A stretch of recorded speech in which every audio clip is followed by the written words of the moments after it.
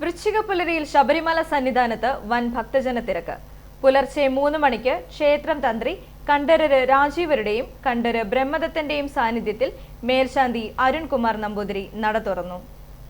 വൃശ്ചികപ്പുലരിയിൽ ശബരിമലയിൽ പതിനായിരങ്ങൾക്ക് ദർശന പുണ്യം. പുതുതായി ചുമതലയേറ്റ ശബരിമല മേൽശാന്തി അരുൺ നമ്പൂതിരിയുടെ നേതൃത്വത്തിൽ നട തുറന്നതോടെ അയ്യപ്പനെ തൊഴാനെത്തിയ ഭക്തർക്ക് വൃശ്ചികപ്പുലരിയിൽ ശബരിമലയിൽ ദർശന പുണ്യമായി.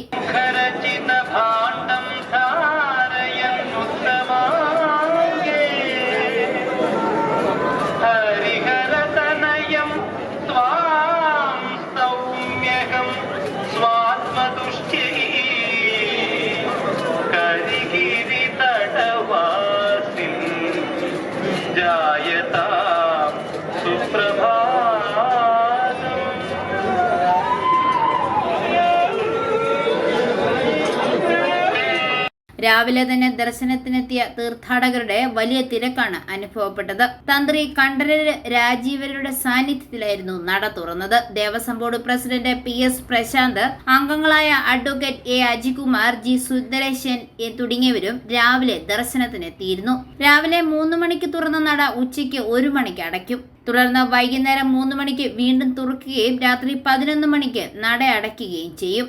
i4 news, Pala.